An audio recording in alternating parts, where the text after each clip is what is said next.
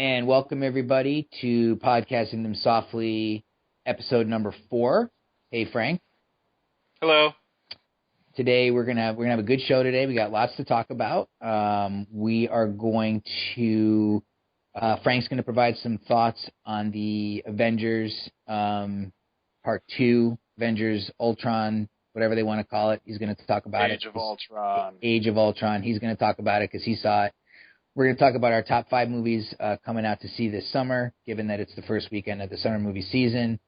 And then we are going to get into a more substantial offering, Steven Soderbergh's King of the Hill. Rich nutrients there, good filmmaking. We'll get into that. And then we're going to get into our top 5 performances from Keira Knightley and Sam Rockwell. And then we're going to talk about some other stuff to close out, some DVDs and some Blu-rays. So without wasting any more time, Frank, I'm going to pass it off to you and love to hear your thoughts because you told me a little quick thing yesterday, but I've been waiting to hear you talk about the Avengers and what you thought. Right on. I know we both said that we weren't going to go see it this weekend, but just to preface, my friend Peyton, who I always go see movies with, he'd been up my ass all week about going to see it. And I eventually told him, okay, we're good. Let's go see it. As you know, and I've said before on the podcast, that I'm not a Marvel guy. I don't care about Marvel movies. I don't get excited for them. I don't go out of my way to watch them. I own Captain America on Blu-ray. Love that. Thought the sequel was all right. Loved the Hulk movie with Norton.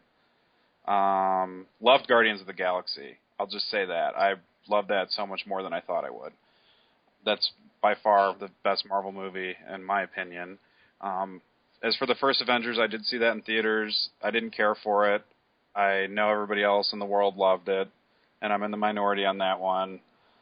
And it was funny. My friend Peyton and I were talking about this. I remember when they started to release casting for the Avengers sequel, and it broke that James Spader was going to voice Ultron. I shared the link on Peyton's Facebook, and I'm like, way to force our hands into wanting to go see this movie, because we both love James Spader, obviously. So the film itself, it was 2.5 hours. I didn't get bored too much through it. It's mainly all action. I liked it more than the first one. My problem with the first film was I didn't think that the villain that they had, Loki, was substantial enough to bring all the villains or all the Avengers together. I just thought it was kind of a weak villain. Regarding that, though, the best part of the movie is James Spader and his voice acting for Ultron, and I feel that Ultron is a more than suitable villain to bring all the Avengers together to stop the world from ending or whatever is going to happen. James Spader, bar none, is amazing in it. Loved it.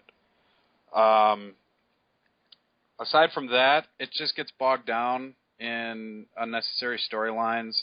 There's an unnecessary love story that spawns in this that I don't care about, and I don't, and then there's too much focus on the Hulk as well, with his inner confliction of how Bruce Banner's this, a pacifist, and then when he gets excited or angry or his stress level reaches a certain point, he turns into the Hulk and he can't control it, and it just starts smashing everything. So there's that. The other part is I grow tired of the jokes every 5 minutes. It's too much for me. Whenever there's a fight scene, somebody kicks some ass, or Tony Stark swears, Captain America chastises him for using foul language.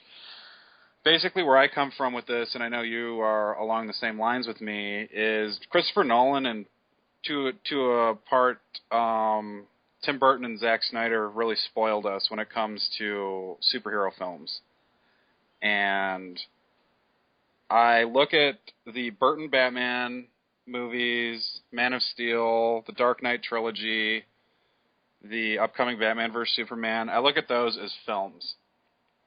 As to where I look at the Marvel movies coming out as movies, it's just high octane. It's there to just entertain and smash and be really shiny and have Robert Downey Jr. doing his Robert Downey Jr. shtick and everything. Not to say that that's bad, it's just not my thing. So, and to pull a line from you, how you just broke my heart into a million pieces and said the best part of the Phantom Menace was the Fight Club trailer that was in front of it. The best part of the Avengers Age of Ultron was the 3D Force Awakens trailer that was before it for me. So that was part of my excitement going into seeing the new Avengers, was knowing that I was going to see the 3D Force Awakens trailer. So you saw the movie then in 3D? Yes. I mean, Peyton bought the tickets. I didn't know. I should have known it was in 3D. I didn't think anything of it, but I was like, I'll buy you lunch since you bought a ticket. And he's like, well, the tickets were $15. I'm like, oh, it's in 3D. And he's like, well, why wouldn't we go see it in 3D? And I agreed with him. Why wouldn't we go see it in 3D? Is Star Wars being shot in 3D? I believe so. Like natively shot with 3D cameras the real way, like the reason why... I believe so. I don't know. I can't give you like a concrete answer, but I would imagine with J.J. Abrams and Industrial Light and Magic behind it, they're not going to do some shitty post-conversion. Okay. That's just my guess. 3D for me is, it's a gimmick.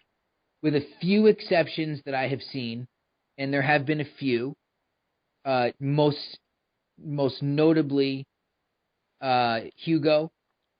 Hugo is great. Martin Scorsese's Hugo in 3D. Yeah, that was good 3D. Absolutely took advantage of 3D and what 3D could offer in nearly every instance.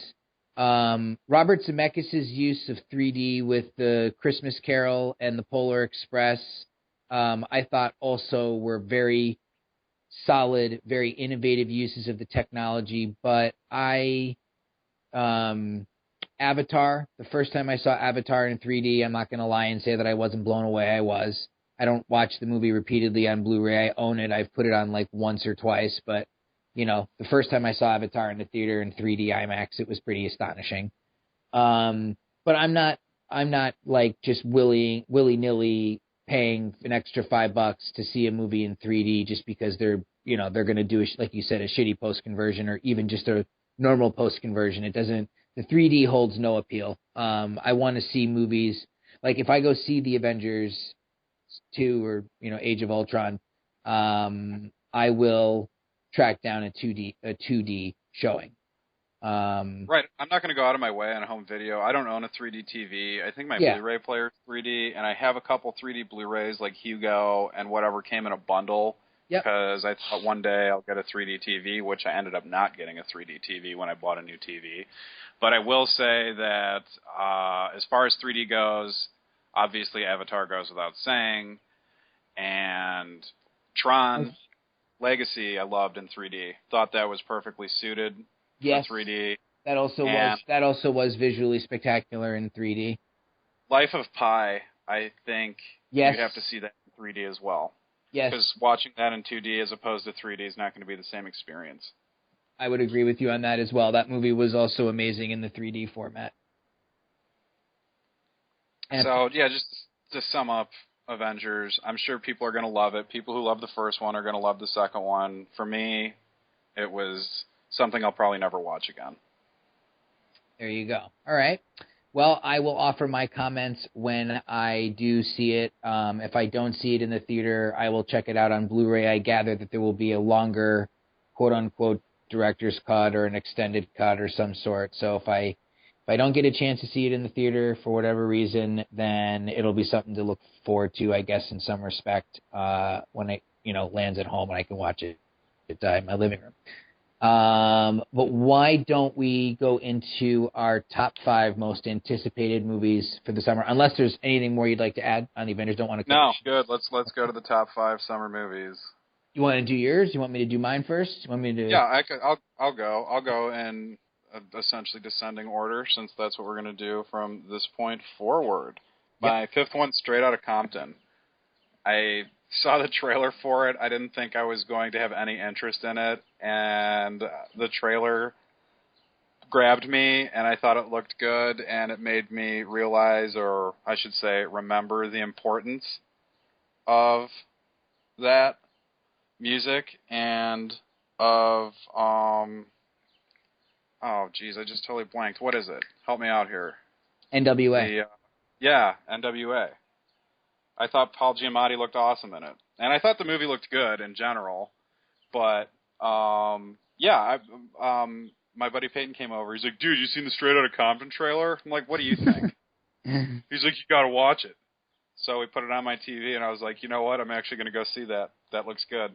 I don't know if you've seen the trailer for it. I have, and I won't spoil my picks. I have seen the trailer. I'll just put it to this way: I've watched the trailer probably about 10 times. Okay, cool. Number 4 is Maggie, the Schwarzenegger zombie movie. Yep. New spin on a zombie movie, and it's gotten a lot of press of Schwarzenegger giving a dramatic performance. Regardless or not if Schwarzenegger gives a dramatic, soul-bearing performance, I don't care. If he gives a great dramatic performance, awesome. I'll be able to see him with acting chops. If he's just pulling zombies' heads off and killing them with his bare hands, that's fine with me. Whether or not it's a B-movie or an art film, I don't care. I want to see it. I think the premise sounds good. I think the trailer looks good.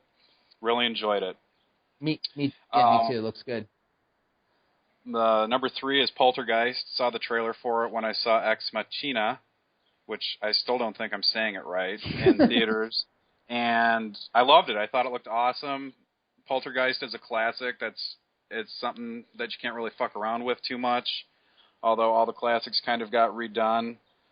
I always looked at Poltergeist as on the tier of, on the tier of the original Texas Chainsaw Massacre and Halloween, but how many times have both those movies just gotten shitty sequels and shitty remakes and stuff? So I guess Poltergeist isn't a classic that you can't fuck around with. But that being said, this looks good. It looks really good. Sam Rockwell and Jared Harris are in it. I mean, that adds validity to the film for me. I love both of them. Yeah, and I'm looking forward to seeing that. Yeah, and it's got Rosemary DeWitt, whom I'm a big fan of too. Right. There you go. My second one is Terminator Genesis. I love all I love every time I go on Facebook or whenever they release the poster for it. Earlier or this past week, and it shows, Schwarzenegger and Emilia Clarke, and then it shows Jason Clarke, who plays John Connor, and he's coming out of flames, and he's a Terminator body or an android body or something like that. And then everybody's just like, oh my God, they gave away the movie, and oh my God, this is just too many spoilers on this poster. It's like, how can the fuck can it be a spoiler when they released a poster? And, I'm assuming this is part of the the new storyline of the new trilogy where, the original trilogy isn't necessarily canon anymore. It's backstory, but they're taking it in a new direction, and I'm excited to see where it goes. People get too fucking bent out of shape about shit. It's not like the Terminator franchise is Star Wars or something. Just saying. But and honestly, the first and Judgment Day are really the only good ones. Rise of the Machine's just not good. I like the ending. I like the actual storyline of it, but it's just not a good film for the most part. And Salvation I liked, but Salvation really didn't do much for me either. I might own that, actually. But anyway, yeah, Terminator Genesis I want to see. I love Schwarzenegger. As big of a pompous film snob as I am, anytime Schwarzenegger or Stallone are coming out with a new movie, I'm going to go see it. And 9 times out of 10, I'm going to enjoy it. So looking forward to that. I mean, come on, dude. It's Schwarzenegger fighting a younger version of himself. He's fighting the Terminator from the original Terminator movie. It's fucking awesome. And Emilia Clarke is Sarah Connor. And Jason Clarke is John Connor. It's got a nice little cast. And J.K. Simmons is in it. Excellent cast. Yeah, I'm looking forward to seeing where this goes with the new Terminator film. And obviously, it goes without saying, my most anticipated movie comes out in 2 weeks, is Mad Max Fury Road, which just looks like... I mean, I don't even know how to describe how glorious this is. It honestly just looks like, I don't know, somebody just jerked off on the screen. And I'm just going to sit there and watch. I mean, it's just insane. What, the whole movie is just one entire chase? That's essentially what it is? I mean, what the fuck? And Tom Hardy? I mean, Tom Hardy? And you got Charlize Theron with that arm, and Yeah. Right. Black shit on her face. I Yeah. mean, this just looks like something I'm just going to sit and just enjoy the fuck out of. Yeah. So that's my top 5. I don't know who would be jerking off on the screen. George Miller, the director, I'm assuming, but whatever. I'll sit there and watch it. It's fucking Anyway, go before I get carried away. No worries. My number 5 is going to be Magic Mike XXL. Of course, Magic Mike XXL would be number 5. Yeah, I'm very excited to see it. I thought that the first Magic Mike movie was pretty much brilliant. And we get into our Steven Soderbergh talk. We'll talk about King of the Hill, and obviously I'm sure we'll digress here and there into some other Soderbergh stuff. But big fan of the original Magic Mike. Really liked it a lot. This one is going to be interesting, most notably because it is directed by Soderbergh's longtime assistant director, Gregory Jacobs, who has also made a couple of films as well as a full-fledged director. But this one was actually shot and edited by Soderbergh.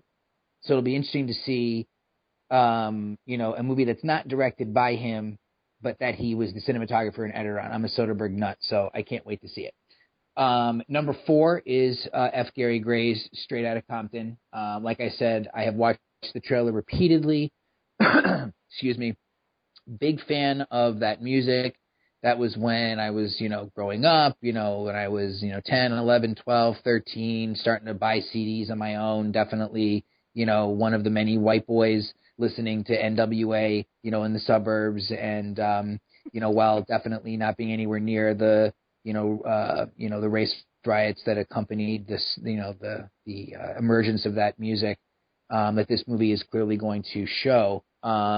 It's definitely part of my upbringing, my childhood, and I can't wait to see it. Paul Giamatti does look fantastic. The people that they've cast as the young Dr. Dre and Eazy-E and the whole group looks terrific. So can't wait to see it. I think it could be a really big hit. My number 3 is Andrew Nichols' Good Kill. Question being, how big of a release is this movie going to get? I'm a big fan of Andrew Niccol. He hasn't made every movie that he's made hasn't been great, but when he is great, he is great. And I'm really looking forward to seeing this. This is the Ethan Hawke movie where he is the drone operator. I don't know how familiar you are with this. Maybe we've talked about it here and there, or if you've seen the trailer for Good Kill. But it looks like a very cerebral, dark. Andrew Niccol did Lord of War with Nicolas Cage. Huge fan of that movie. Very underrated in my book. So Good Kill looks to be sort of in the same sort of half action, half satire, half social commentary. So look forward to that as well. Number 2 is going to be Brad Bird's Tomorrowland. Very anxious. How did I miss that on my list? Yeah. Anyway. Very anxious to see this one. I think that it looks wildly imaginative. This is at least my hope, that it is wildly imaginative and that it really takes you to somewhere you've not been before. I don't really get exactly what is going on from the trailers. I have an idea of where the story is going, but I have to say that I'm pleasantly not 100% filled in. It looks like they've done a really clever job of sort of hiding the A story, I feel, and they are showing you like the B and C story a lot, and then some sort of random shots of effects. Right. I think they're kind of keeping this one a little bit close, to the vest. And what was interesting, the newest trailers are spotlighting the fact that it is PG, which is not necessarily a problem, but I thought that was interesting that it is not a PG-13 movie, that it will be rated PG, which will lean squarely, maybe a little bit more squarely towards families than, having an edge, quote unquote. But you got the Clooney factor, can't wait. Brad Bird, gotta love him. That's the girl who's in it. She's on the show Under the Dome, which I didn't watch all of the first season. I kind of tuned out, but she was pretty good. Yep, she was pretty good on that show, and I think, she could be good, but looks very cool visually. I think Under the Dome would have been good if it wouldn't have been on broadcast TV. Yeah, that's exactly. Under the I don't know if you got into The Leftovers on HBO. Yeah, The Leftovers, boom. That show. The Leftovers. second season. Yeah, Leftovers was terrific. Loved it. And The Leftovers to me is basically like, Under the Dome, but, not, I mean, not exactly the same show, but I don't know if you see the correlation I'm making. No, I do. Just real quick, I just want to say something about The Leftovers. I love the first season. My buddies and I loved it. And I loved all the people that didn't like it. And it, the outcry of like, well, they didn't explain what happened. It's like, well, they don't need to, and they're probably not going to. And this is the story about the people that are left after whatever happened. They don't even know. If you went into that show thinking that you were going to get any sort of explanation, listen, I was skeptical about The Leftovers because of how annoyed that I was about, and this is probably worth another podcast, but I was a huge fan of Lost. I'm talking. Yeah, I never watched it. Okay.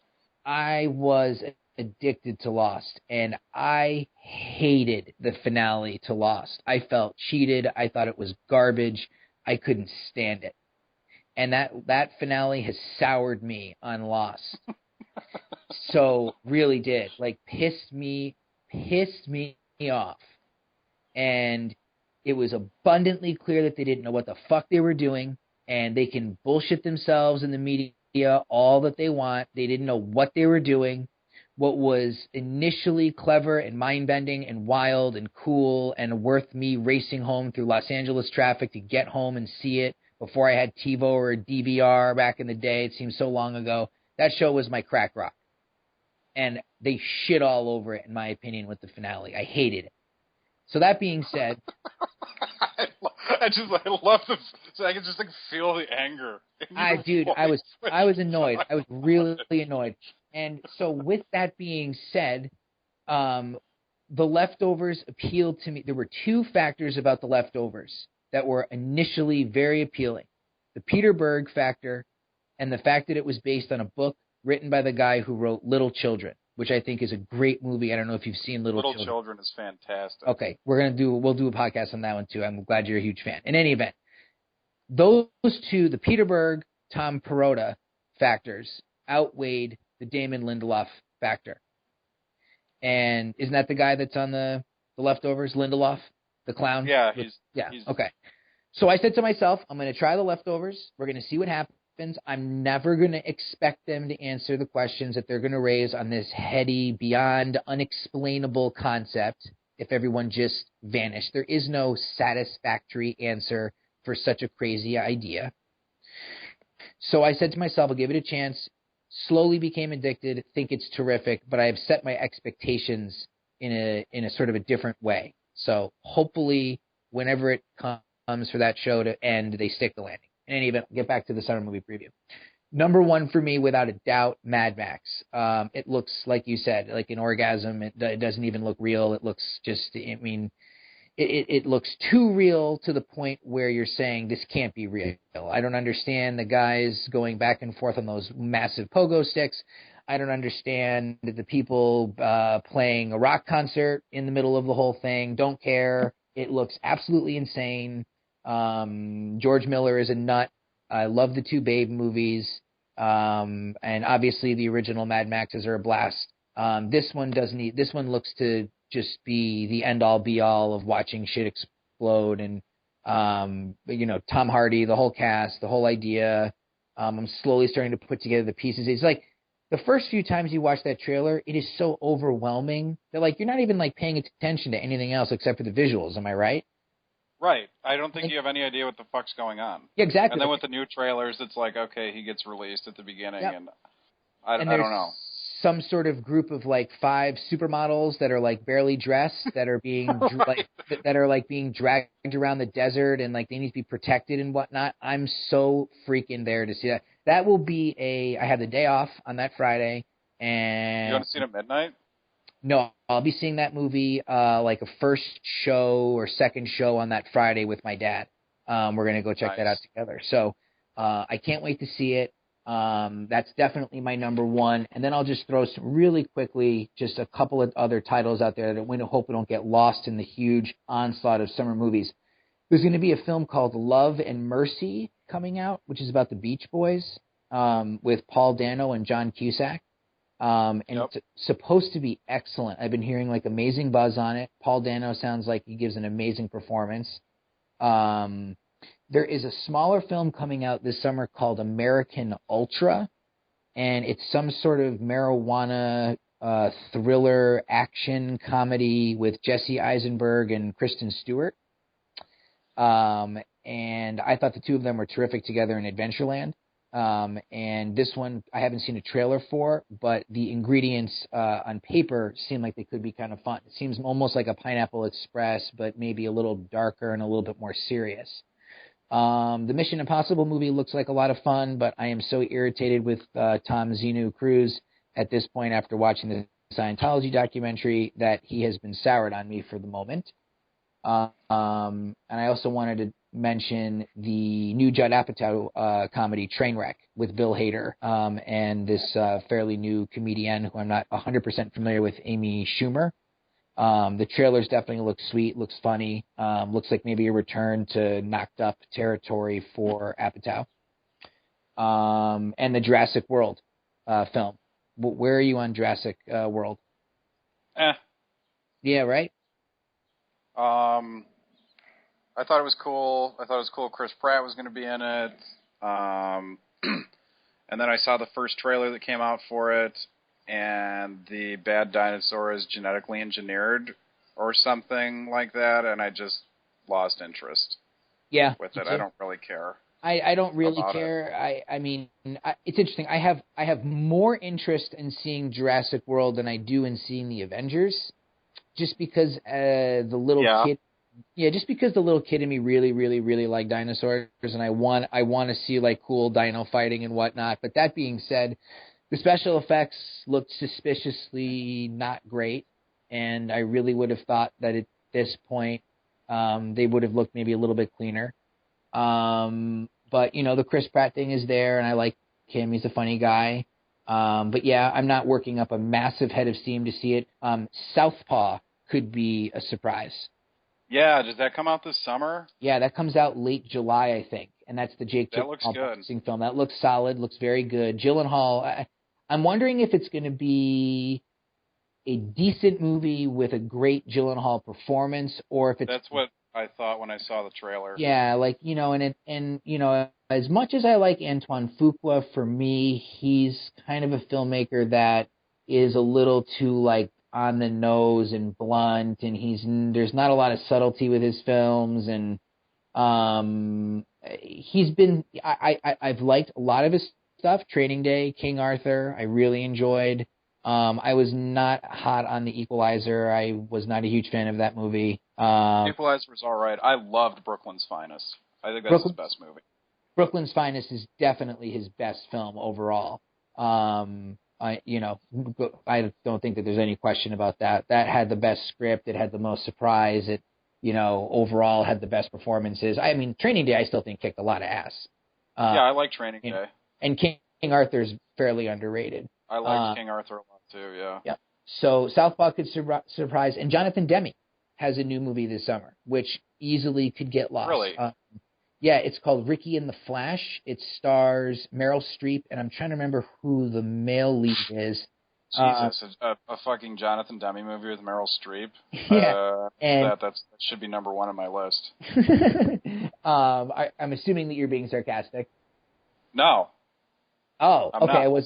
I wasn't sure. I couldn't tell. Seriously, Jonathan Demme and Meryl Streep. I love Jonathan Demme. I was a huge fan. I wasn't sure how much of a Meryl Streep fan you were. I believe that it has to do with her playing an aged rock star, and how she retires from the life on the road, and I think wants to settle down. I'm looking this shit up. Yeah, I haven't seen a trailer, but I just know that Demme had a new movie. And one more I will throw your way too is the Cameron Crowe film Aloha, which has gotten all sorts of mixed buzz online because of the Sony email leaks. All right, hang on. Yeah. And Kevin Kline's in this movie. That's right. It's Kevin Kline. That's right. And Rick Springfield. And the chick that wrote Juno and shit wrote it. Oh, that's right. It's Diablo Cody's screenplay for Jonathan Demme. That's right. I forgot. This is going to be pretty fucking good. Just saying. Yes. So that one is something to watch out for. And Aloha, the Bradley Cooper comedy. Is it a comedy? What is it? This movie that takes place in Hawaii with... I don't know. It's Cameron Crowe doing his thing. Yeah, it's, which could be interesting. I like all the people in it, and Cameron Crowe, I'm looking forward. I don't know how much of a fan you were of Vanilla Sky. The Blu-ray is I like that a lot. Yeah, me too. The Blu-ray is finally coming out. It's been delayed like 3 or 4 times now. I don't know why they keep delaying the Blu-ray release, but it's coming out this summer, and I can't wait to see that. So overall, I think that it might be a summer that's dominated by some of the smaller movies rather than the huge blockbusters. And there's still some things that I'm not, that we're leaving out. Fantastic Four, and David Gordon Green's got a little movie with Pacino called Manglehorn, which could be like a fun independent movie. What about Danny Collins? Danny Collins, that was already released. Oh, was it? Yeah, that kind of came and went. It was supposed to be like cute, just looked shitty. Yeah, it didn't look great. Too bad. Al Pacino and Christopher Plummer. I was like all excited, and then I saw the whole trailer, and I was just like, oh. Yeah, exactly. Before we get into King of the Hill, I just want to make the announcement of our free Sleaze Fest giveaway of Color of Night and Playing God on Blu-ray. Allie Mandy is our winner. I'm not sure if you're Facebook friends with him, but yes, I am. That's a Facebook that's friend awesome. of mine. So you're gonna you're gonna facilitate that? Yeah, I'll message him and ship that off to him. So thanks for everybody that participated in that. I'm sure we'll be doing another one sometime soon. Yes, we will. So we'll keep those kind of things going. I'll come up with something on that end for the next one. Awesome. So yeah. Let's get into our featured film for the day, Steven Soderbergh's King of the Hill. Do you want me to? I'll just kick off, with this. Yeah, you go ahead. It was your pick. You go with it. It's just, I can't say, I could just sit here and I could talk all day about it. It's a great movie. It's a movie that no one ever thinks about when they talk about Steven Soderbergh. He, is a filmmaker that has gone back and forth between big studio movies and small independent experimental stuff and mid-size, independent or studio thrillers, or dramas. There really isn't a genre that he hasn't tried. He's one of my all-time favorite filmmakers. Absolutely love his style, how it's emerged throughout the years, it's changed, it's shifted. And the movie that sort of strikes as an anomaly in his career would be this movie, King of the Hill. It came out in 93, and if I'm not mistaken, this was his third film, and after making a big splash with Sex, Lies, and Videotape. And then I don't know if you've seen Kafka, the black and white. No, I haven't. Yeah, very cool film, and I gather he's doing a new edit or something. There was some rumor online about how he was going to be recutting it and trying to get it out on Blu-ray or some sort. He put it up on his own personal website for a little while, and there's ways to see it. It's very interesting. It's very cool. But this is a very interesting film. This is a movie about a young boy and his family during the Great Depression. It's St. Louis, correct? It's the Midwest. Yeah. Yep, St. Louis, Missouri. And he basically, what happens is the father, and I don't want to spoil too much because it really is a wonderful movie. Father's a traveling salesman, or forced to become a traveling salesman when work is dried up. His mother's sick with tuberculosis. She's sent to an infirmary to get, treated. And his youngest brother is sent off to live with more well-off family members. I think an aunt or an uncle, they offer to take him in. So you essentially get to see how a child, and I say a child, he's probably, 12, 13, I believe is his age? Yeah, he's graduating 8th grade. 8th grade. Yeah, so he's graduating 8th grade, and you see life pretty much exclusively through his eyes. The story is... Yeah, I don't think there's any scenes that aren't told with his perspective. There's a couple of there's a couple of overflow scenes with Spalding Gray. Yep. But you see everything through his perspective. And it's a remarkable performance on the part of Jesse Bradford, who has had an interesting career after being a child actor. He's been in some things, most notably, I would probably say, Flags of Our Fathers with Clint Eastwood's movie. And here it's just one of those performances where so much rest. When you ask a young actor, a child actor, quote unquote, to have that much dialogue, have that much emotional vulnerability, to be asked to go to those places, the entire film's going to hinge on whether or not the actor that you've chosen is going to be up to that task. And there really isn't one scene where Bradford is not up to that task. He's heartbreaking at times. He's funny. He's the movie is sentimental without being cloying. It's sad without being, overly maudlin. Soderbergh, he's a lot of people have talked about how Soderbergh he's a cold filmmaker. He's detached. His characters are pawns. He uses the characters a lot. I've heard these criticisms before. Criticisms or compliments, if you will, because I think a lot of his movies actually work because of the way that he structures his characters. Here, there is a clear love for the characters in a way that in even some of his best films, I haven't felt the love that he has for the boy and for his situation. And I think that it's just because Soderbergh is who he is as a filmmaker. He's not interested in sugarcoating stuff. So while the film has a beautiful, gorgeous, widescreen look with the sepia tone, and it's sort of pretty, sort of makes everything pretty around it, I know that he is criticized himself on his artistic decisions with that movie, I think unfairly.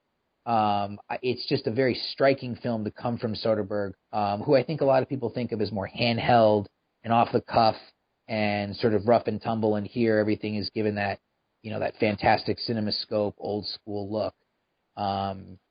He never sidesteps the emotion of the film and of the reality of the situation of this kid.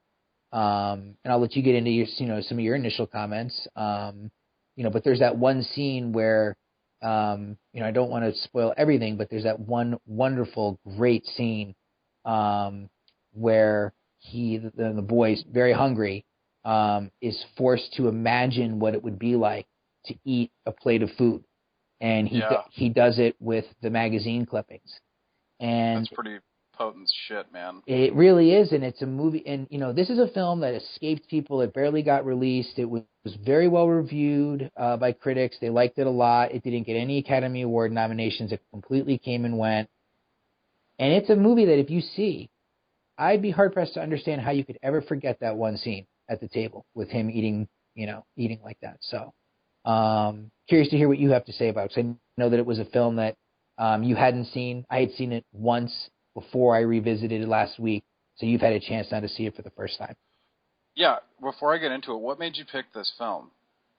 What made me pick this film is that, simply put, in my opinion, it's just one of the great lost movies, and I say that because Soderbergh for me is a major filmmaker. He is a restless filmmaker. He has made almost a movie in a year, if not two at times. Incredibly prolific. Between making Warner Brothers $1 zillion with the Ocean's movies and making, something like The Good German or Full Frontal or The Girlfriend Experience, he's a guy that, he's interested in challenging himself. The late run of Haywire, Magic Mike, Contagion, just terrific stuff, really good stuff. Always interested in skewering genre. This movie plays it straight. It doesn't have a condescension sometimes, how his movies sort of, he's a smart guy. He's a very smart filmmaker. The Informant, take a look at The Informant. Only a brilliant person would have been able to put together all of the pieces to make up The Informant, how satirical and funny and black-hearted that movie is, if you will. And here's this movie that no one thinks about, no one gave any credence to. Universal Pictures, they had started Gramercy Films back in the early 90s. This was the first Gramercy release. So my guess is that it was treated like an experiment, where a big Universal Pictures wants to get into the independent movie game. Well, what's our first movie we're going to release? This little movie that we don't know how to sell or we don't know what to do with, not starring big blockbuster names, but featuring a great list of a great list of actors. So that's why I picked it. It's a movie for me that just got unfairly lost. Okay, right on. Firstly, I want to say thanks for putting this on my radar. I'm sure I had seen it on Soderbergh's IMDb page when I've looked at it. I might not have ever seen this if you didn't want to do this film. I'm a Criterion aficionado, and I know they put it out, but I don't buy every Criterion that gets released. Sometimes, more times than not, I blind buy them, but that's because it's a film I've always wanted to see, or it's by a filmmaker I love, or an actor's in it. And I love this film, and I know I told you when I watched it that thanks for putting this on the map for me. I thoroughly enjoyed it. All that being said, I know you love Soderbergh. I like Soderbergh. I own a lot of his films. I own Traffic. I have the Ocean's trilogy. I don't know. I may own Contagion. The Limey's my favorite of his. Yeah, the Limey is just the editing in the Limey is a masterclass of technique. It's amazing. I thoroughly enjoyed Contagion. I like that. I loved Girlfriend Experience. What was the movie he did with Channing Tatum and Rooney Mara? Yeah, that's really good too. Side Effects. It's like his sexy Side thriller. Effects I thought was, yeah. See, here's my thing with Soderbergh. And I know you're going to disagree with me here. And I'm going to tread lightly because I know you love him so much. But sometimes I think Soderbergh gets caught up in himself. Oh, yeah. Haywire, I liked Haywire. I loved the cast more than anything. I loved all the small performances by actors that I love. Magic Mike just completely, I don't understand the why people love it so much. I mean, I don't even know if it's that people love it so much or if it's like diehard Soderbergh people that keep holding the flag for it, but I didn't care for Magic Mike. Maybe I should rewatch it now because I have the newfound respect for Tatum and particularly Matthew McConaughey. But it's a very smart movie. Dude, listen, he gets everybody, every woman.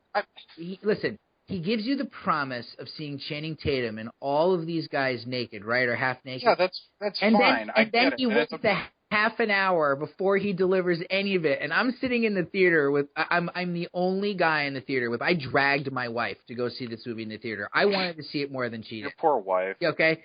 And, you know, I know we've had this conversation. I liked it more than she did. She didn't hate the film. She didn't love the film. I think she was somewhere in between on it. That movie is smart. It's got a lot to say. I would say see it again. He makes all of those panting women in the theater wait a half an hour before they see one exposed nipple or dimple of the ass on Tatum. That's fine, man. Okay. But like, and then the sequel's coming out because of course there's going to be a sequel to Magic Mike. Of course, it made a lot of money. And I mean, Matthew McConaughey's not in it, so just saying that. But he was a huge reason for one of the huge reasons why I love the first one. So yes, you have to impress me more. But here's the thing. Of course, he's not going to direct it, but he's going to shoot it and edit it. It's like, come on, dude. I get it. He shoots and edits all of his stuff under 2 pseudonyms. Keep that in mind. Right, but this isn't his. No, but but you also are aware that he shot second unit for the Hunger Games. Correct. That's like another thing. It's like, dude, come on. I just love that about him. Like, I love that. Like, I get it. I get that you're an auteur, but all right. But anyway, you're an auteur, but at the same time, you're totally cool with going and shooting the second unit on the Hunger Games because you've never once played in that field, and I don't feel like maybe taking on a whole Hunger Games movie myself, but I'd kind of like to see what it would be like to shoot the action. That's also like. Yeah. That's also I think it's crazy. Pretentious, but to me that's fine too. To me, that's expanding yourself and wanting to do things and not being restless. And you got to see the Nick because I know I saw the pilot. I liked the pilot. I don't have Cinemax. I don't have a means to. Yeah. Well, when the Blu-ray, that will be a gorgeous Blu-ray set just because of the way he shot it and everything. I mean. The Nick was appointment TV last summer. I can't wait for the second season. Obviously, you can tell, as much as, as much as you're a Star Wars guy, I'm a Steven Soderbergh guy. So I That's can't. fucked up, though. But I just can't. I mean, come on. I can't find fault in a filmmaker who makes a film like Schizopolis. That's called a bromance. Yeah, but he made Schizopolis. Have you seen Schizopolis? I haven't seen it, no. Okay. I'm like you with, all right, but anyway, like the Criterion. Okay. I'm like you with the Criterion Collection. I blind buy Criterion movies because I know that I need to have them sometimes. I know I need to see them. They're important films. That's why they're on the Criterion Collection. And I have movies I still haven't seen yet that I own on the Criterion Same here. Schizopolis anyway. should be one that you blind buy, buddy. Yeah, maybe one day. When Soderbergh gets off of his high horse, I will buy it and I will watch it. Well, do you think that do you think that we'll see a film with him directed by Steven Soderbergh on the big screen again? Oh, of course. He's not going to retire. Is that what you're talking about? Are you talking about his retirement, or are you talking about me going to see a movie that he directed? No. Meaning now that he's committed to the second season fully of The Knick. Oh yeah, dude. He's not going anywhere. I hope that he makes a movie again. It's just gonna be it'll be a while. Trust me. There's no way. He's fucking gonna make more movies. He can't not. In my opinion, he's an insane genius. That's all I'll say. He's anybody that can make Schizopolis and then make Ocean's 11 and then make Traffic and Aaron Brockovich in the same year and get a porn star to make a movie like The Girlfriend Experience. Do you ever see Bubble, the movie that takes place in the doll factory with the unknown, the amateur actors? No. Here's all right. We're getting carried away here. I get it. It's utterly brilliant. Put your Soderbergh boner back in your pants and stop slapping me across the cheeks with it. We're good. But getting back to King of the Hill, getting back to point with King of the Hill. All right. So I read the synopsis when I knew this is what you wanted to do, and of course I bought it when I went on my last Amazon binge. But I read the synopsis and I was just like, okay, here we go with Soderbergh. Like, it's a coming-of-age Great Depression story. It's like I've seen this story 100 times through different mediums. I just wasn't that excited about seeing it. I popped the disc in, loved the menus, and I started the film, and I loved it. I absolutely loved it. This isn't my bag here. I do like period piece films. Depression films are fine. I'm more of an English period piece, classic literature guy. That's more of my fetish for period piece films. Generally, that's what I watch. But anyway, I loved it. I loved that it was all told from Jesse Bradford's perspective. I loved the subtlety of it. I loved the cast. It had no big names. Really, I would say probably Karen Allen is the most well-known actor that's in the film, due to Indiana Jones and stuff like that, but it's not like she was box office draw or had box office star power. Loved the cast. I loved her. I loved Adrian Brody's character. He was my favorite character. I loved Spalding Gray's character. I loved the dad. I loved the mom. I loved the brother. I even loved little Katherine Heigl. Yeah, best performance, right? Easily her best performance. She doesn't do much in the film, but she's the girl that he likes in school. What struck me when I first started watching it, and I think I was 10, 15, I don't know when I sent you the message about it, but the production value of the film was unbelievable. I mean, it was Norman Rockwell-esque. Yes, it was. I felt like I was in the not the Dust Bowl, but I felt like I was in the Great Depression watching the film. It all felt real. It all felt authentic without having too much of a polish on it, where you're watching like this glamorized movie where it shows, you know what I mean? When you watch stuff where it glamorizes stuff, I don't know why it's coming into my head, but like the Redford Great Gatsby film. It's like I watch it and it's just like all polished and it's all shiny. Mm-hmm. This isn't. Yeah, it feels lit. Seabiscuit. Seabiscuit's a better example because it's set during the Depression. The Tobey Maguire stuff is polished and stuff. I still love Seabiscuit, and that's a good movie, but that's just the example that I'm using. It's not polished, but it looks beautiful. The dirt, the blowing dust, the wallpaper coming off the walls in the hotel, the stains on the doorway, the bellhops, black teeth, everything was a perfect culmination of Soderbergh's aesthetic, and it was truly a remarkable film. If the Last Picture Show was in color, it would look like King of the Hill. Very good. Yeah, absolutely. And I look forward to seeing the Last Picture Show again coming up. It's in my movies to watch. BBS box set, man. Yep. That's the best set I've ever owned. The Criterion BBS Yep. New Hollywood movie, the Rafelson set. But yeah, that to me that's what it was when I was watching it. It was the Last Picture Show in color. I think the Last Picture Show is better, but I think Last Picture Show is on a high tier that not many films reach. Anyway, I wasn't trying to take anything away from King of the Hill by saying that. But also, I loved Cliff Martinez's score. Yes. Absolutely loved it. I didn't know he did the score for a lot of Soderbergh films. It makes perfect sense when I thought about it after you told me that. I just knew him from the Drive. Yeah. Or from the film Drive, and I bought that soundtrack because I loved the score so much to it. Cliff Martinez, he's done a lot of Soderbergh.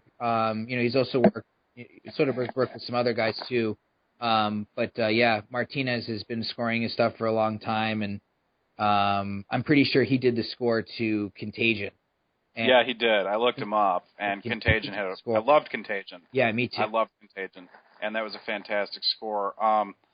I said the strong performance. I can't say enough about the performances. They all felt real. They all added. They flushed out the movie, and the father was so good. Like, how do you say that guy's name? Yaron Krabi? Krabi? Yeah. That guy's awesome. I've only seen him in what? Like The Fugitive? Yeah. Ocean's 12. The Dolph Lundgren Punisher film. He's the bad guy in it. He was just phenomenal in King of the Hill. I know. And I couldn't help but make this comparison to Christoph Waltz. Yes. Because he's German in it, and the tough love thing that I like. This is the deal. You want to live? Your mother's got to go so she can get fixed up. I don't have enough money. I got to hit the road. Here's a quarter. Here's a quarter. You man up. Do it. It wasn't because he didn't love him. It's because that was the reality of the situation. And right. And you had to figure out how to provide. And I can only imagine what it must have been like for so many families back then and how it is now. We're not running, depending on where you are. Like he didn't have it that bad in a way. Because there's a couple scenes where he's on the train or the tram and he goes past the Hooverville and he sees one of his old neighbors, and then towards the end of the film when that Hooverville is getting all torn down across from the hotel, he doesn't have it that bad, but yeah, he does because he's left on his own. There's no one there and he has to rely on himself. Adrian Brody helps him, but then he's given a boost. He's given a boost by some key people, but it is really a story and of self-reliance. And I'm almost positive that it's based on a memoir. The book, it is. I looked it up.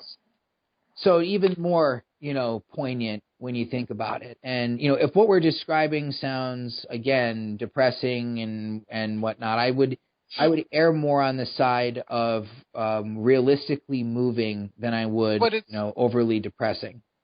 It's funny and it's touching and it's heartfelt. And like I said, when I watched the ending, when the ending happened, and I almost felt like I was going to cry. I was so touched by the ending. And the ending, I don't want to say anything about the ending or lead people to believe what it is, but I will say that I didn't think that was going to be the ending. Mm-hmm. I thought it was going to have a much different ending, but I thought it was absolutely perfect how everything was tied together, and the father just hit a home run at the end of the film. It was just, I was blown away by it. I was just so overwhelmed, and it was so emotional.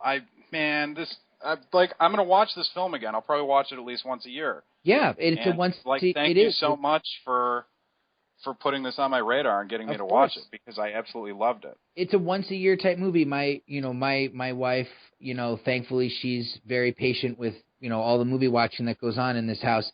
She's not. I just feel so bad for your wife sometimes. When you tell me what you guys are watching, it's just like, oh, that poor woman. Well, but she's not one to anyway. she's not one to watch movies over and over again. She's a kind of a one one and done. One and done. The King of the Hill she watched again, and right after it was over, she looked at me and said I could watch that movie again. And I think that it's one of those movies where, if it hits you in the right way, you will feel compelled to visit again, because it does so much so right. And to me, it strikes me as this movie that sticks out in Soderbergh's, in his filmography, as this movie where he was emotionally invested in a way that, and not that he hasn't been in other films. I don't want to say that he hasn't, but I felt like he was really emotionally invested in the story and the characters, and that there was a love for the people in it, rather than a sly disdain the way that he is. Soderbergh has morphed throughout the years and has taken on so many different styles and aesthetics and changes to everything. I mean, the influence of Richard Lester can be felt. There's a documentary aesthetic to him as well at times. Anybody that's going to go ahead and try to make something like you said, a colorized version of The Last Picture Show, or attempt to remake a movie, a studio film from the 40s, like, The Good German. I don't know if you've seen The Good German. I haven't. Very cool. Or even remaking the Ocean's 11 film and turning it into a trilogy. And making Ocean's 12, which is the biggest middle finger to the concept of sequels. I love Ocean's. I love the sequel too. That's my favorite. That's my favorite one out of the trilogy, because Soderbergh says to Warner Brothers, okay, I'll take the job doing Oceans. I'll get all my friends. We'll make a big glossy movie. It does like $200 million. So what, of course, they're going to do? They're going to come after me to make a sequel. Well, guess what?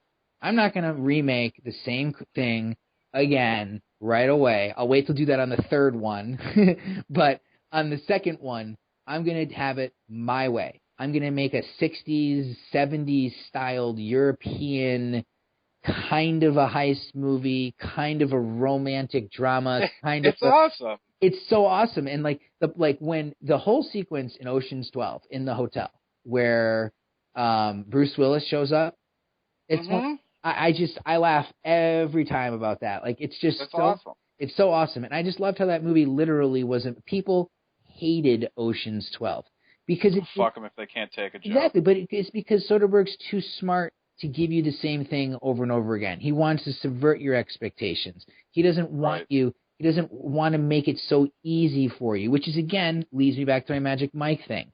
The idea that he made people wait. Okay, all I'll say is this. If Michael Bay had directed Magic Mike, okay, with the same script, he would have reformulated the script, told the same story, but there would have been a dancing number right up front. Like, he wouldn't have been able to contain himself. You know what I mean? Like here, Soderbergh is just like, yeah, you know what? They're going to come to see my movie. They're going to all come to see Channing Tatum. I'm not worried about them not coming to see him take his clothes off. I'm going to actually make them sit here and watch a movie. In fact, I could be wrong, but I think that you see a pair of female boobs exposed before you see one male ass. I don't know, man. All I know is Olivia Munn. I was with my buddy Peyton. Watch it again for Olivia Munn. For the least of it, because she's pretty cute. So. I was with my buddy Peyton and his brother Brent, and we all watched movies together. And his brother was coming over to watch Magic Mike, and I'm like, dude, I don't want to watch Magic Mike. And he's like, oh, just Redbox it. I'm like, I just got the Sunset Limited on Blu-ray. Let's watch that. And then we watched Magic Mike, and we're all just like, oh. And I'm like, see, we should have watched Sunset Limited. Watch it again. Anyway. That's all I'll say. But anyway, dude, we'll see. All right. Very glad. Yep. You got anything else you want to blow? Soderbergh for, or shall we No. segue to our top 5 Keira Knightley and Sam Rockwell performances? Yeah, let's. Who, thank God, neither one have been in a Soderbergh movie. Yeah, because if Dodge that bullet. Yeah, we. Oh, if that happened, you wouldn't even be able to contain yourself. It would just be like this scream on your end the entire time. All right. Well, yeah. Why don't you get into your? Wow, I thought I just killed the podcast there. No. Anyway, okay, I'll do my top 5. I'll do my top 5 Sam Rockwell. How's that sound? Sounds good. All right, sounds good. This is a fun podcast. Hope everybody enjoys it.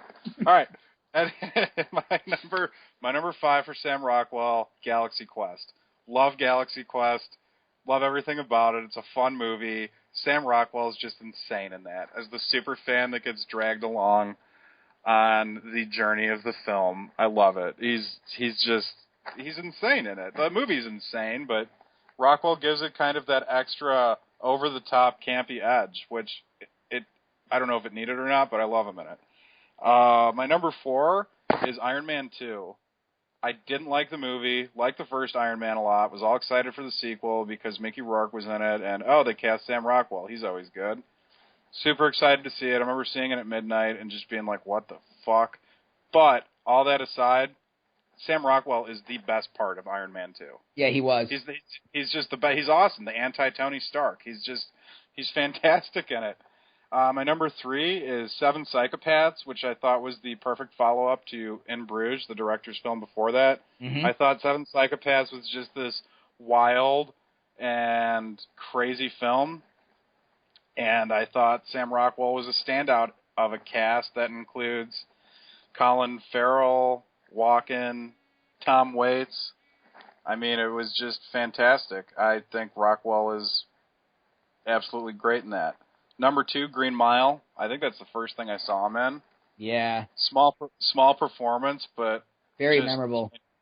Yeah, exactly. The most memorable performance in the film. Maybe even more memorable than Michael Clarke Duncan, who does a fantastic job. It's true. I mean, Sam Rockwell just brings the fucking house down in that, 3-hour film.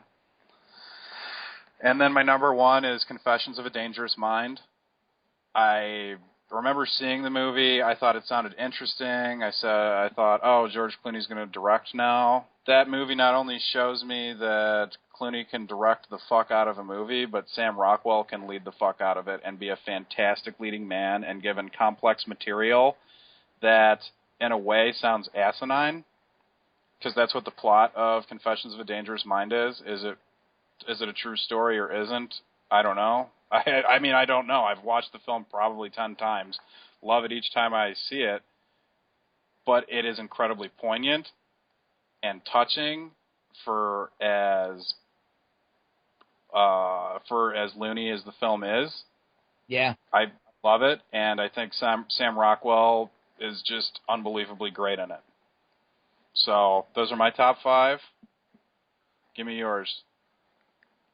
Number 5, we're going to see a similarity. Galaxy Quest, hysterical in that movie. One of the first times that I really remember him stealing a movie. There might have been some other instances before that. I'm sure there was, but that was one where he just brought a level of humor that was unexpected, and that movie in general is a pisser, and he was a big reason for that being so funny. Confessions of a Dangerous Mind's my number 4. Like you said, a complex role, emotionally engaging, funny, bizarre, dark. I still don't know what was going on with Chuck Barris, and I don't think that Chuck Barris knew what was going on with Chuck Barris. So it's one of those great movies. That was Clooney, like you said, making his debut, clearly influenced by the Coen brothers, his work there as an actor, I think, with them. I think they rubbed off big time on him with that one. But yeah, just a really cool movie. Number 3 is David Gordon Green's Snow Angels. Big fan of this film. Not sure if you've seen it. Have not. It is a very, very slow burn, excellent drama, small town drama, about a group of people in a community where everybody kind of knows each other, and a relationship here leads to something there, there, and this leads to this, and Sam Rockwell plays an alcoholic, sort of emotionally fragile ex-husband to Kate Beckinsale, and they have a small child, and it's a great movie. It's just I loved it. I've seen it multiple times. I'm a big David Gordon Green fan. I love how he's able to pull something like Snow Angels and Pineapple Express off in the same year, and did so effortlessly, in my opinion. Number 2 is Duncan Jones's Moon, which is one of my favorite recent science fiction movies. I don't know. That escaped. That should have been on my list.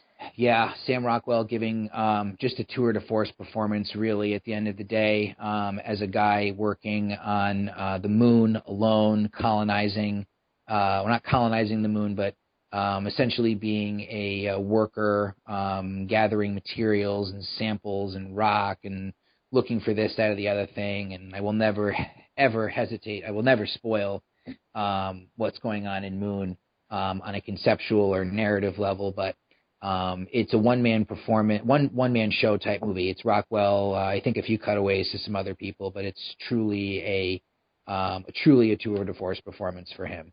And my number 1 is Ridley Scott's Matchstick Men, which I think is a masterpiece. I think it's top 5 Ridley Scott. It's the last movie that anyone ever thinks about when they think of Ridley Scott, because it's not a huge blockbuster with swords and sandals, or it doesn't have an alien in it. Yeah, I haven't seen it, but I own it. Matchstick Men, if you have not seen, I am so fucking jealous of you that you have not seen Matchstick Men, and that have any of the twists of that movie been... No, I have no idea what it's... I have no idea. God, Frank, you got to watch it tonight. And the madness, watch it tonight. Just preempt anything else you've got going on. That should be your movie tonight. It's so... I was going to try and watch it before the podcast, because my buddy Pape was like, I will. Okay, I'm not going to say... It's because you haven't seen it, I'm not going to say anything about his performance. All right, I'm glad I interjected them. It's my number 1 Rockwell performance. I love that movie. Nicolas Cage's performance is perfect. The sleight of hand direction from Ridley Scott is incredible. It has a casual, jazzy style, which is very atypical of Ridley Scott. It's just, the moment I saw that film in a very, very sparsely attended showing in Los Angeles when it opened, I knew right away that it was just going to be one of my favorite movies out of, that year. And I mean, it's a movie I watch at least once a year. No Blu-ray available, only on DVD, unless there's a Blu-ray overseas, which maybe I can grab now that we have the region free player. But it's just so good. I mean, I can't wait for you to see it. And like I said, I am supremely jealous of the fact that you haven't seen it yet, because I would love to watch that movie again for the first time. Why don't you do the Keira Knightley top All right. 5? We'll do our Keira Knightley. My number 5 is King Arthur. Loved her as Lady Guinevere. So awesome. Yep. Just a badass chick. Number 4, Pride and Prejudice. I don't know what I could say that hasn't already been said about Pride and Prejudice, so I'm just going to leave it at that. Like I said before, I have a thing for English period piece films, particularly romances, so Pride and Prejudice is on my list. Number 3, I just watched it yesterday. Yeah, yesterday I watched Domino. Boom, loved it. I know it's one of your favorite films. I hadn't seen it yet, watched it. That's my number 3. I love her so much in that. I almost love her in general, but in that film as much as I love Natalie Portman, and that's a lot. So, yeah, man, Domino, you want to talk about Tony Scott jerking off on the screen? That's exactly what Domino is, and it's just, I started to rewatch it again this morning, and I cut it off when we started recording the podcast because I didn't want to get distracted. But, I mean, yeah, loved it. Number 2 is Atonement. Atonement blew me away when I saw it. I didn't see it until a couple years ago on DVD.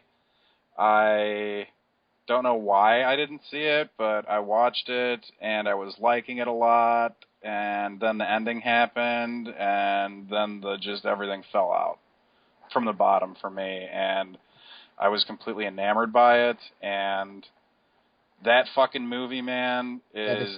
The shot on the beach is... yeah, what's it? Not Bunker. Dunkirk? Dunkirk, yeah. Oh, my God. So, and then that movie came out the same year as There Will Be Blood and No Country for Old Men. Nice year for film there. And my number one is Dangerous Method. Yep. She is just out of fucking control in that movie. Just absolutely out of control. And I think Dangerous Method is a film that got critically panned, I want to say. It was mixed. Not a lot of people liked it, but I saw it in theaters and I loved it. I love it due to the fact that it's Cronenberg, but it's on par with Greatness as the same feeling of greatness that I felt with The History of Violence. Not taking anything away from Eastern Promises, I love that too. But Dangerous Method's one of Cronenberg's best, and he got 4, including Vincent Cassel, 4 amazing performances out of it. But Keira Knightley, I don't know how she didn't win the Oscar that year. Neither do I, and I don't remember who did, because you never remember who won the Oscar. You always remember who didn't. Right. Do you have anything more to say, or before I launch into my? No, go ahead. So your number 1 is my number 5, and it says nothing. It's nothing to do with the the lack of love or the quality for it. Keira Knightley is one of my favorite actresses, and I've loved. I know you've seen a lot of stuff that I haven't. Yeah. So Dangerous Method's my number 5. Like you said, one of 4 great performances in that movie, and she's completely out of control, awesome in it, in an unhinged performance. I just can remember her jaw. Constantly moving her jaw. Jaw lock? Yeah, the jaw lock. Just crazy. Number 4 was last year's Begin Again, which is just about it's a melancholy film, but it's also very sweet. It's from the guy who directed Once.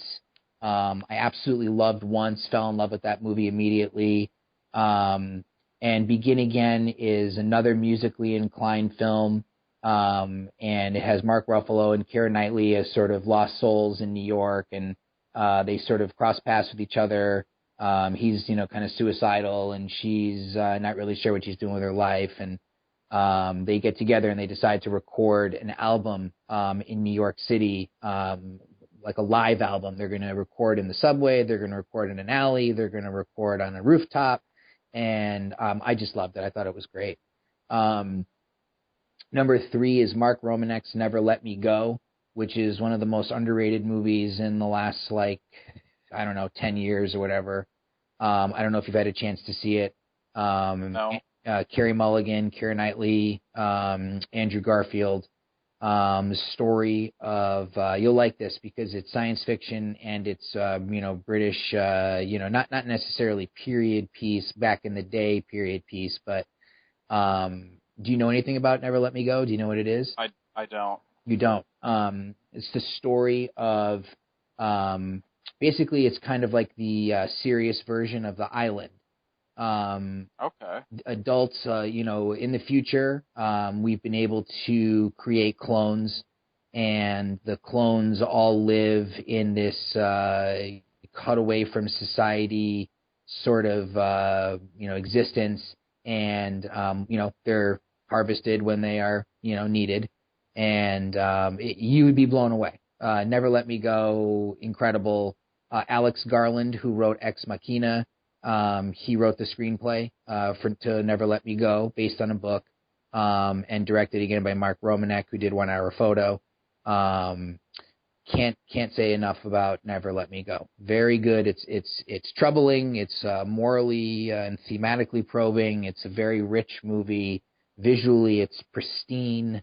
And Keira Knightley is subtle and extremely effective and very sad. And at the end of the day, that movie pretty much is heartbreaking. So, great film. Number 2, Joe Wright's Anna Karenina. I was tempted to put a tie between Atonement and Anna Karenina, and I just went with Anna Karenina, and I don't think you've seen this one yet, or have you? I haven't. You will flip out. I know. You I've will flip out. It is a stylistic masterpiece for Joe Wright. The movie, I don't know if you know much about it. Visually, it is all of the set is a constantly changing, morphing proscenium style theater thing. It doesn't make any sense how it was accomplished. The cinematography is beyond exquisite. The production design, the costumes are amazing. Keira Knightley is perfectly cast. Joe Wright clearly has, a muse, in Keira Knightley when it comes to these period pieces. Jude Law in a really good supporting role. Just absolutely loved Anna Karenina. It's one of the most visually sumptuous movies you're going to see. I guarantee that.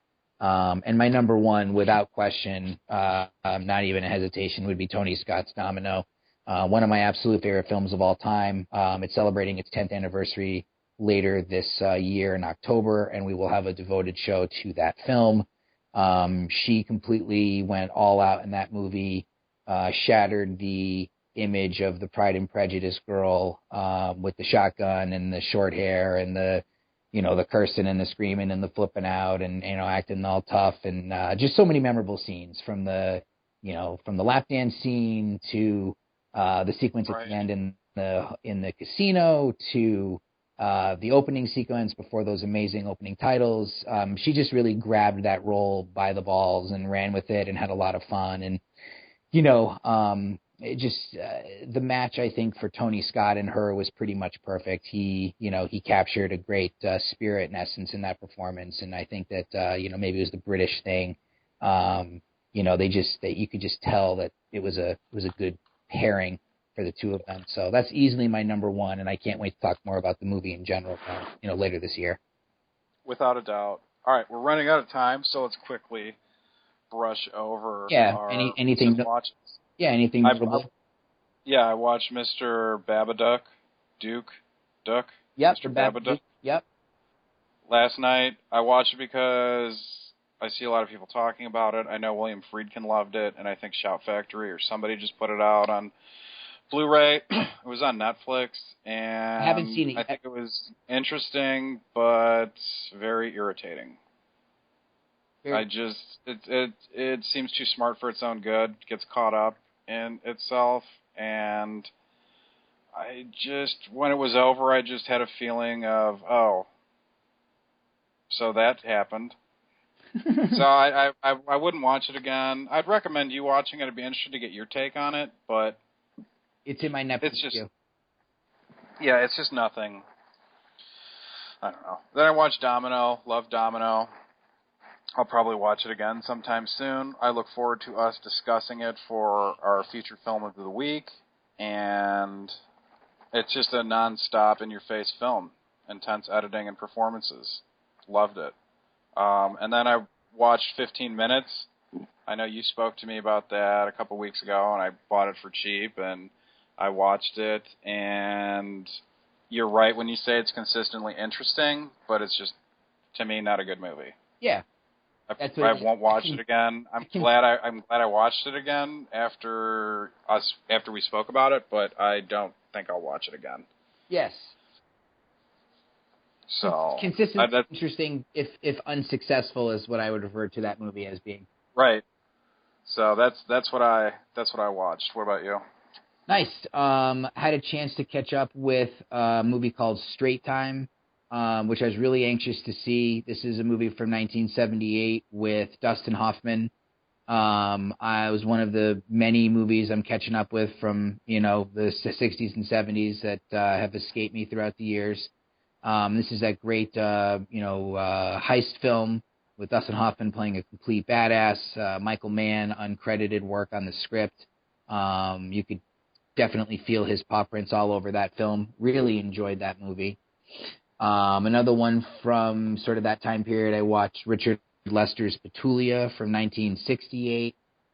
Just an absolute game changer. Had to have been seen at the time. I can only imagine what people thought of it back in the day. Seeing it now, still incredibly cool and alive and fresh. Great George C. Scott performance, and Julie Christie just goes without saying, one of cinema's most beautiful women ever captured on film. And the movie has a very cool hallucinatory vibe to it. Nicholas Roeg was a cinematographer on it. Great score from John Barry. Just a really cool film. I can't wait to see it again. Only problem is it's out of print on DVD.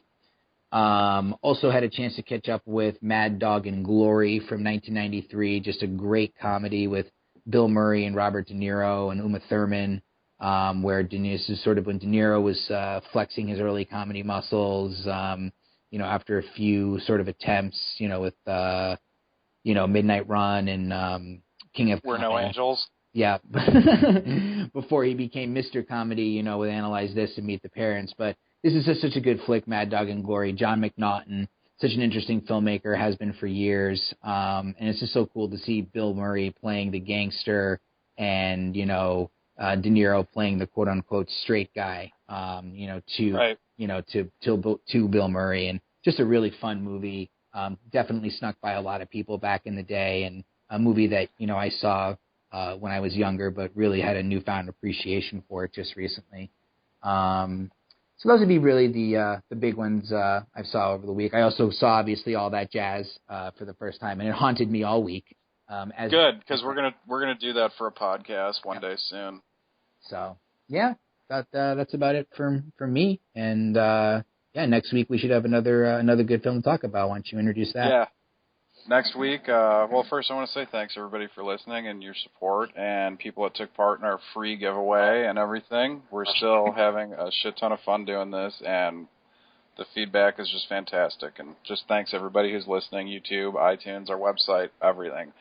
Our film next week is going to be Mark Pellington's, right?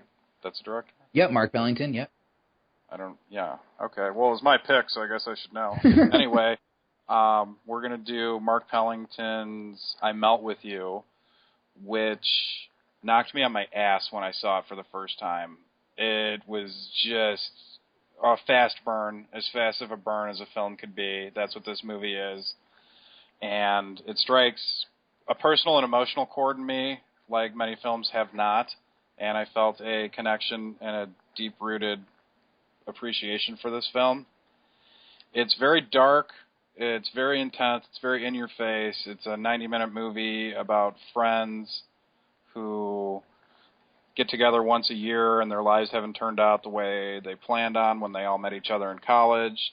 And what ensues is a 90-minute drug, sex, and emotionally draining weekend. And this is one of those movies that... We'll get into it next week, but it's critically panned and was called the worst movie of the year, killed the director's career, probably hurt some of the actors involved. It's Thomas Jane, Jeremy Piven, Rob Lowe, and Christian McKay are the four friends.